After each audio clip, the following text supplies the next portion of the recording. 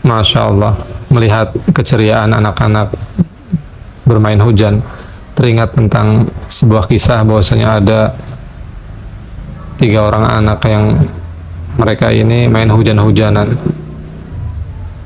dan juga bermain lumpur. Kemudian setelah selesai mereka pulang bersama.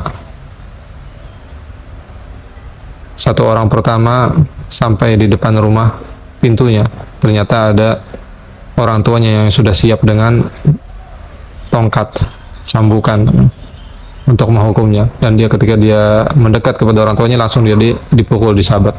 Subhanallah. Kemudian 2 orang tersisa, mereka pulang. Kemudian sampai di rumah orang yang kedua ini. Kemudian sama, ternyata ada orang tuanya yang sudah siap dengan sabetan.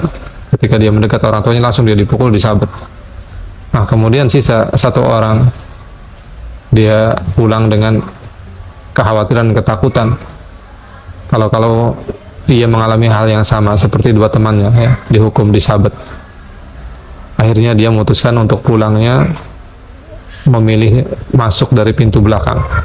Tapi ternyata ketika di pintu belakang dia dapati ada orang tuanya berdiri.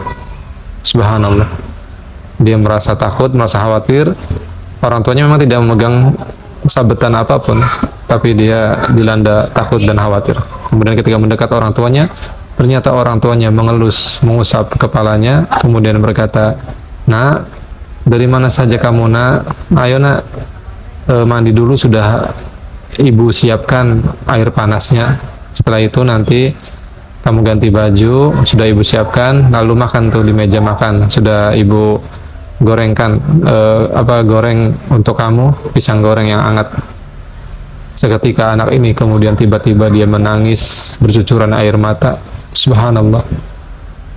Inilah menjadi pelajaran bagi kita Bapak Ibu yang dimuliakan Allah Subhanahu wa taala, bahwasanya kelembutan dan kasih sayang ketika dikedepankan di dalam memberikan pendidikan kepada anak-anak, maka itu akan langsung menyentuh bagian hatinya yang paling dalam, dan dia akan belajar dari situ untuk bagaimana membalas cinta dengan cinta, membalas sayang dengan sayang. Barakallahu fikum jami'an.